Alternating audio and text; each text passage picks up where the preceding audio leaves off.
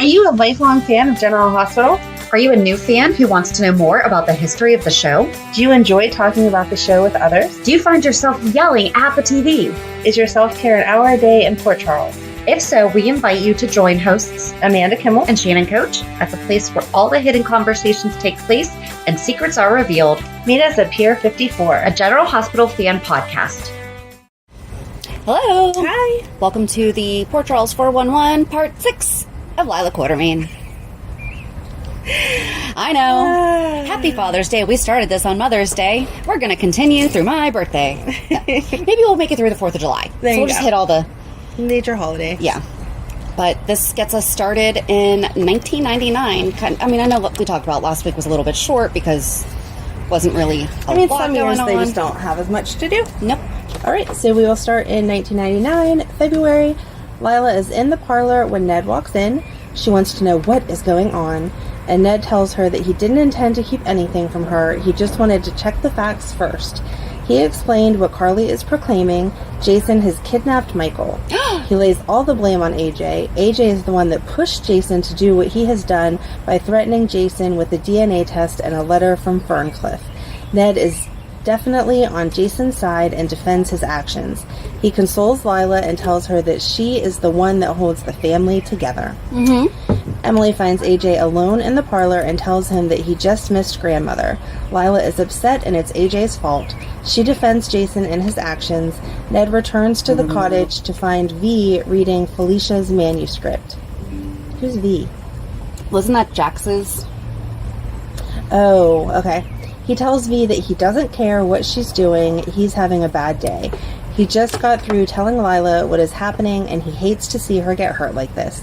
She has always been the good thing in his life, and V asks how, and Ned tells her how Lila has been given him the love that his mother couldn't or wouldn't give him when he was just a child. He tells V that if he was in Jason's shoes, he would take the baby far away from the Qs also. He doesn't have any faith in AJ being a good parent. He thinks AJ is just a spineless puppet. Wow. That was back whenever Ned and AJ, I mean, I don't know that they ever really got along, but Yeah. that was the height of their despise for each other. The next week, Ned offers Felicia a job writing Lila's memoirs. Oh, I love that. That's what this entire week is about. Oh, so buckle love it. up. That's why I was saying this week's going to be juicy. Oh, I might cry. He wants Lila to tell her life story. Felicia can't believe that he wants her to be Lila's biographer. She says that she would love to do it, and she can't think of a story she would rather tell than Lila's. And then in March, Ned is trying to convince Lila to write her story. He knows that it sounds daunting to organize and set down on paper a lifetime of events. That is why he hired Felicia. Lila says that it was very thoughtful, and Felicia is always good company. Ned says that all she would have to do is have tea with Felicia once or twice a week and reminisce. Lila says that that sounds nice, but no. Ned tells Lila that he doesn't mean to sound dense, and he can certainly take no for an answer, but this is so unlike her. They all grew up hearing her stories of the old days, and she never seemed to mind who heard them when she was telling them. Lila asks Ned if there are events in his life that he would like to just as soon not relive. Ned says, of course there are, but he is a backstabbing, cutthroat, immoral son and a she-devil. Lila says that life is meant to be enjoyed, not committed to paper. She has enjoyed every moment of her life, and she doesn't think that it should outlive her. She excuses herself, saying that she will have dinner in her room. Felicia is surprised to learn from Ned that Lila does not want her memoirs written. Ned can only assume that Lila thought a writing project was too overwhelming. Felicia thinks that that doesn't sound like Lila. She doesn't usually back down from a challenge. Ned says that he got the feeling that behind Lila's resistance was more resistance, but she didn't care to discuss it. Felicia and Luke are talking. Luke asks if she is feeling the pull in reference to adventure. Felicia says sometimes. She is very happy with her life, and she has a new outlet. She got her first paying job as a writer, but it fell through. She explains that Ned wanted her to write Lila's memoir, but neither of them counted on Lila not wanting her memoirs to be written. Luke laughs and says that he can't blame Lila. There have to be a lot of skeletons in that family's closet. Lila probably thinks that memoirs are a pretty dangerous thing. Felicia tells Luke that she was surprised at how disappointed she was when Lila said no. Luke says that Lila is a master at protecting her clan. Maybe she figures the fewer people who know the ins and outs of the Qs, the better. Felicia thinks that Lila is a wonderful story and she would love to have the opportunity to tell it. Luke suggests that she go see Lila and tell her everything she just told Luke. Felicia is afraid she would look like a pest, but Luke says that Lila can handle it. The worst thing that can happen is Lila still says no. Felicia leaves, resolved to go see Lila, and Luke resumes his rush to get ready for his trip. A few days later, at the Quartermaine mansion in the study, Felicia is there talking with Lila. A persistent Felicia tries to convince Lila to have her memoirs written. Lila tells Felicia that her refusal has nothing to do with Felicia personally. Felicia says that she simply wants to talk about the memoirs and promises that it would be a painless project because she has a plan. Edward eavesdrops behind a door as Felicia attempts to persuade Lila to write her story of her life. Lila tells Felicia that the future matters to the family too. As if on cue, Edward comes out, asks if he heard the M word, memoirs. Felicia tells him yes, he did hear the word memoirs, and says that she has taken no offense at Lila's refusal. She then tells Lila she'll let her think about it further and decides to leave. After she's gone, Edward says that he thought that Lila had the matter settled with Ned. He then tells her that he has made plans for them for the evening, and Lila tells him she would rather not see him act abominably. I love Lila. The following week, there is more arguing over Michael. Edward is being Edward, and at one point Lila leaves the room telling him she doesn't care where he is sleeping tonight as long as it isn't in their bedroom.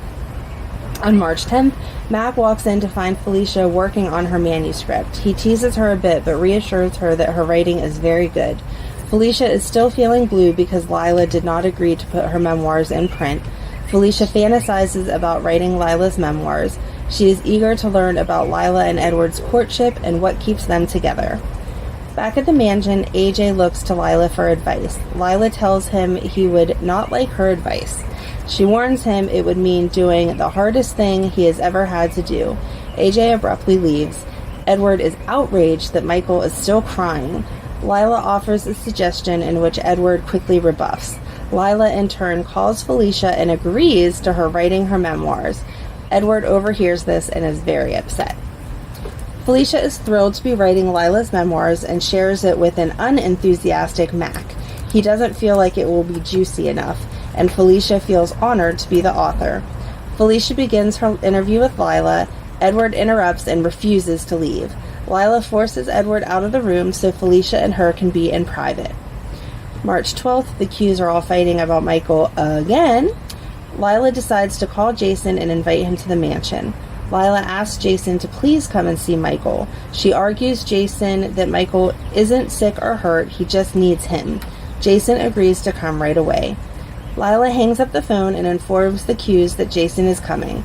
Carly is non-committal at the news. Emily is delighted, but Edward and AJ point out that it is a violation of the court order. Lila is unconcerned and cheerfully tells them to have her arrested and then instructs Emily to have the cook prepare something for Jason to eat. Jason did come over and of course told Michael how much Lila loves him. Oh. March 17th, Mac startles Felicia on the docks. She was pretending to be Lila. Felicia tells Mac about her talks with Lila. She tries to help him visualize Port Charles years ago in England. All is lost on Mac. March 25th, Lila gives Ned her proxy to vote at ELQ, which upsets Edward. I'm sure it did, because he did not like not being in control. And then April 1st, Felicia says that Lila Quartermaine is a very strong woman, but she has also never had to use brass knuckles. Luke asks about Edward. He doubts he is hanging around when Felicia interviews Lila because of his concern for her health. He wonders what Edward is trying to hide. Luke says that Edward has been notoriously unfaithful to Lila. There is no doubt that Edward lies, cheats, and steals. Felicia says that she thinks that Lila would tell her things even if it embarrassed Edward. Luke asks what about things that would embarrass Lila, like if Edward blackmailed Lila into marrying him with nude pictures. What? Felicia laughs. I mean, she was not Rose Dawson. Right. Felicia laughs at the thought. She says she thinks the 40s would be a great time to be 20 and single like Lila was. Call her shallow, but she likes the clothes, the music, swing. Felicia asks Luke how much he knows about 40s music. Luke excitedly tells her she has come to the right place and walks over to the stereo and starts sifting through a stack of CDs. Luke is telling Felicia all about people from the 40s. Felicia thinks it is fascinating, but she can't picture Lila and Edward sitting around a blues bar. Luke agrees and changes the music to swing, saying it's more Lila and Edward style. He leads Felicia out on the dance floor, telling her that she has to give those sparkling shoes a whirl. So, off topic, but part of my reality check that I should have included. Okay. When I was going through the old stuff, Madeline saw a VHS tape, and she knew what that was. She was good. like, Okay. "Oh, she saw it that it's a General Hospital," and was making fun of me. But then she held up a cassette tape and was like, "What movie is on this?" And Oh, no. Like an audio cassette tape? yeah, and I was like, "No, that's for music." And she was like, "How? How did they put music on this?" And so I called my sister and had her ask the same thing. And my sister was like, "Madeline, you don't understand. Back in the day, we had to listen to the radio all day for our favorite song and then hit record." And it blew Madeline's mind. She still cannot understand, like, how the music gets off the ribbon. Like, how Right. do you actually get to hear it? And it made me feel very We old. couldn't understand how they actually made it digital. Right, I said, I feel like a CD is more confusing because there's just, like, there's no lines like a record on Right. it. It's smooth. It doesn't make any sense. Right. Oh, gosh, blow her mind with a vinyl. Right. Like, no. We just had to count the ridges, and that's when we knew that that's what that song was. She knows what those are because those have made a comeback, and Emily has That's them. But true. Okay. if I had an 8-track, she would be like, "What?" I have one. Bring her over. So, anyway, Felicia and Luke continue dancing. As they go for the big finish, Luke spins Felicia away from him, and she lands in Mac's arms as he walks in the door. Mac good-naturedly asks if Luke is trying to get his wife drunk and make a public spectacle of her again. Luke laughs and says not drunk, just the public spectacle part. Felicia starts to explain that she was just pretending to be a young Lila Quartermaine, but Mac tells her there is no need to explain. There was nothing in their wedding vows about not dancing with other men. Felicia laughs and tells him that he is so evolved. Mac says if the other guys didn't want to have a grab at her now and then, he wouldn't have had to marry her. Felicia laughs and says that sounds more like the cavemen she married. Unless it comes to Frisco, in which case he's like... But he has reason. Frisco stole her once. Yeah. So, or not stole her, she was able to be stolen. However you want to word it. April 2nd, Ned comes home and finds Felicia waiting on him. He's happy to know that Lila is enjoying the work on her memoirs and gives Felicia the first installment of her writing fee. Felicia thanks him and says that just seeing Lila having a good time is worth any price. He then asks her how far they've gotten. Felicia tells him how Lila has been talking about her teenage years and about her first husband, Crane Tolliver. They talk for a moment about what else has been going on, and then Ned goes to find Lila for her. While she waits in the family room, Felicia sits on the floor by the side of the sofa and starts taking down notes for her talk with Lila. Soon after, Alan and Monica come in, totally engaged in their kiss. They close the door to the family room and are unaware that Felicia is sitting behind the side of the sofa and gets ready to make love. Before they get too far, Felicia stands up and makes her presence known, interrupting an intimate moment between Alan and Monica. They are startled and she apologizes. They say, "It's okay," and she explains that she is waiting for Lila. They excuse themselves and go upstairs to finish what they were about to do downstairs. Oh. Felicia stares after them, glad that they have found their way back to one another. Yeah, during the day when Lila is like still awake, I don't think you should be trying to do that in the family room anyway. Yeah. But you're lucky it was Felicia who caught you before you got started than Lila who caught you in the middle. Oh, she'd have been like, "Oh, pardon me, I'm just going to grab this like little thing right here and you two can have the room to yourself soon." Lila comes downstairs and she and Felicia talk. Felicia is hoping to get some details of the background as they talk about Lila's house growing up and how she modeled the room they are in after her father's living room. As Lila and Felicia talk, Felicia gets lost in her memories and tells Lila about her learning to swing dance and how much she is getting into living Lila's life. Lila talks about how easy it is to fall in love on the dance floor and how she used to practice, just hoping someone would ask her. Lila's stories about an early romance give a tickled Felicia material for her book and fodder for her daydreams. The subject then jumps to Lila's brother, Hal, and Felicia tells Lila that every time Lila describes Hal, she can't help but think about Ned. Lila confesses to Felicia that Ned reminded her of her late brother Hal, and Felicia comments on how weird it is that she sensed that early on. Ned comes back in as they are finishing up and tells them from the laughter it looks as if they are having a good time.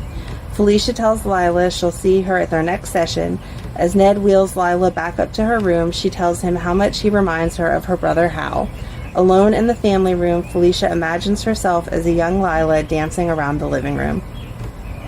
I barely remember all of that, and I just feel like, I don't know, it's kind of weird. It is, but seeing her, like, hearing them say reminisce sounds weird, but they did, like, the playbacks, like, Felicia really was Lila, and so you got the sense of it, and then it wasn't as weird. I think seeing it play out was not as weird as describing it. Gotcha. So then, April 8th, Felicia is at Kelly's with a very 40s looking hairstyle when Mac arrives. I think that's where I started to get weird. I'm like... In, like, the regular day, she was yeah. Yeah. It's like, okay. What you doing here, girly? And then, as he kisses her hello, he comments that she has changed her hair. Quite the detective there, Mac. He loves it, but it looks like somebody else. It's her, but it doesn't look like her. As he continues to try to dig himself out of the hole he has dug, he asks to start over and tells her that her hair looks great and stops there. Wise man, Mac. Yes. Felicia asks if she looks like she's just stepped out of the 40s. Mac says that she does and asks if that's what she wants. Felicia says that it all goes under the heading of research. If she's going to write Lila's memoirs, she needs to understand the world Lila lived in. So she wore hairpins today. I don't think that's going to give you a good indication of the life. Let me put on your sunglasses, Shannon. I know. Now Here, I know do you want to your live whole my life. life story? There's my glasses. Mac tells Felicia that he loves it when she gets carried away with enthusiasm, so I do understand that one. Felicia is so annoyed by Mac's comment and asks if he was trying to irritate her.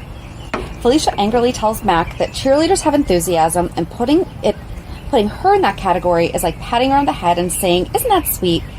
Mac says that all he meant was that he admires the way she throws herself into her projects. I can't picture Mac saying anything condescendingly. I should have rewatched so much of this. So Felicia says that he certainly didn't like the way she threw herself into the Cortlandt Street project. Ooh, we're gonna have to, like... Wasn't that whenever she was, like, trying to get drugs and stuff like that? Yeah, and that's probably kind of a fair point. Like, you don't want her to... Yeah. Die. Max says that she was risking her life. He loves the way that this book is turning out, but he would appreciate if she would keep her action in her head. Felicia says that Mac probably thinks Lila didn't have any adventures in her youth. Mac says that Lila is a wonderful person, but he doesn't consider taking high tea much of an adventure. Felicia says that Lila was courageous, impulsive, and completely self-reliant. Seriously.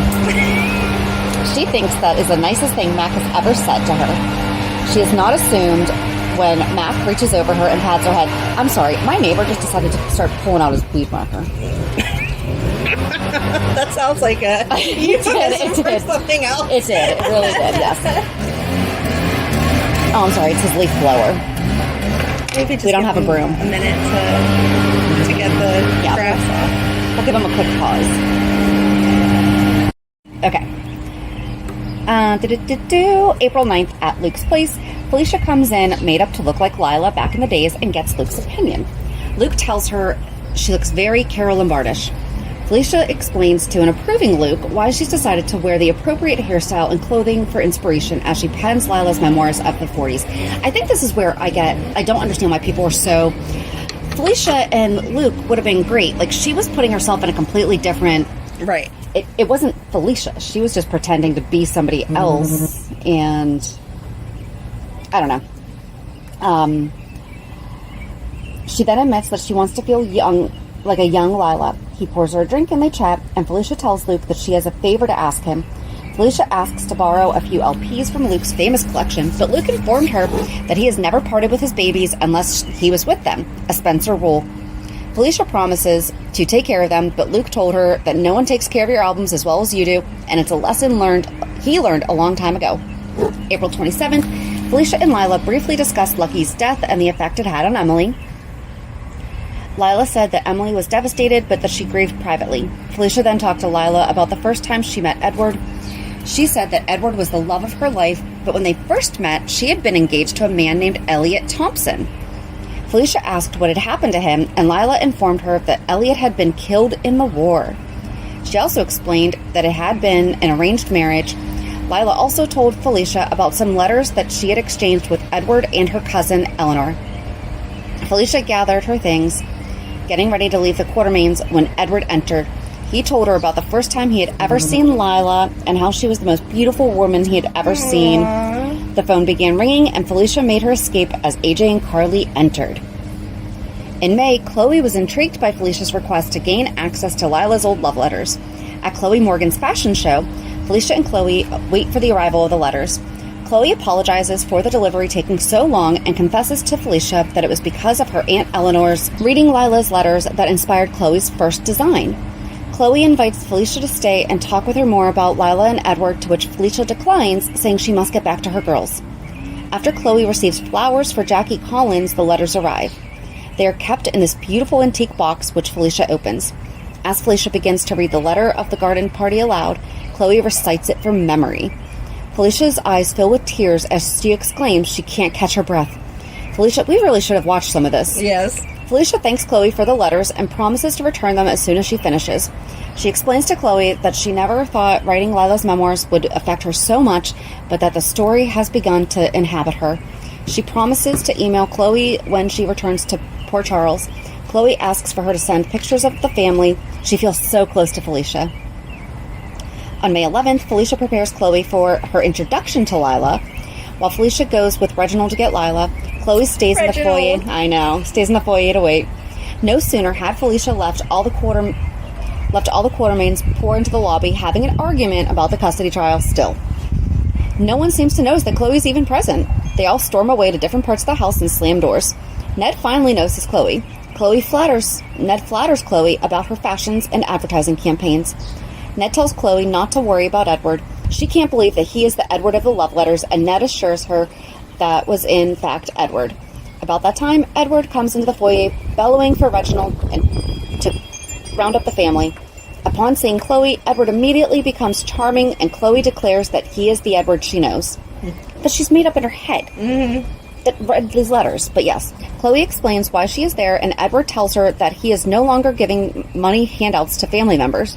Ned tells Edward that Chloe is a famous fashion designer and has no need of Edward's money. Finally, Lila and Felicia appear. Chloe is enraptured to meet Lila, and Ned explains why Chloe is here. Edward is alarmed to find out that Chloe has memorized all of Lila and his letters. Why? I never understood. Why doesn't Lila have her own letters? Like, why did Eleanor have them? Right. But whatever. I guess maybe she left them back in England? Maybe. I would assume so. But why? Anyway. Edward and Lila are both very concerned about something in the letters. Chloe reads Lila's letters to all present. Probably didn't even ask. It was just like, here, let me recite it for you. When Emily comes downstairs, Reginald explains that there is a visitor in the living room, and Emily goes in. Lila notices Emily come into the room and introduces her to Chloe. Emily compliments her on her dresses, and Ned informs Chloe that Emily is a model. Emily doesn't believe that Edward was the man that was being described in Lila's letters. Chloe asks about some of the events in the letters. As Monica and Alan discuss how they can escape dinner with the family, they overhear laughter in the parlor, only to find Chloe telling some stories about Edward and Lila's past together. Emily explains to her parents who Chloe is and why she is here, as well as the infamous love letters. The topic over which Chloe is going to spend the night arises, to which everyone joyfully argues. Lila, Emily, and Monica are all happy to have Chloe stay in the house so they can relive the past and learn more about their exciting cousin. Edward, on the other hand, points out how nice the Port Charles Hotel is and how he is sure that she would find it much more comfortable. Chloe politely compliments that she's heard wonderful things about the Port Charles Hotel, but she would love to stay at the house. Felicia agrees to this arrangement because it's her house, right, as long as Chloe promises to stay with her tomorrow. As Felicia prepares to leave, she and Chloe discuss how wonderful the whole affair has turned out to be. Chloe thanks Felicia for allowing her the incredible opportunity to meet the Quartermaines, and then notices something is wrong with how Felicia looks. She is missing her bag. Felicia slips back into the parlor to retrieve the purse to find Edward and Lila talking secretly. Edward's concerned that something will come out of the letters, and that Chloe has memorized them does not comfort them. Felicia slipped back out slipped back out unnoticed. At Luke's, Felicia and Luke discuss the possibilities that the Quartermaines are hiding something that may be revealed in the letters. Luke is not surprised. Edward didn't get where he was getting without stepping on a few dead bodies. Whatever it is, Lila wants it hidden as much as Edward. They continue to ponder what the secret might be. Dun, dun, dun. I think that would be a good spot to end for this week and then finish up what's in the letters. What is the whole thing next week? Sounds good. So join us on Monday as we recap this week's shows. Have a good weekend. And we'll meet you at the pier. Bye. Bye. If you enjoyed today's show, we invite you to go to pier54podcast.com to subscribe on your favorite platform. Don't forget to leave us a review. And you can also follow us on many social media channels. Just search for Pier 54 Podcast. Also, we are not perfect, so if there is something that we missed or messed up, just let us know by emailing us at pier54podcast@gmail.com.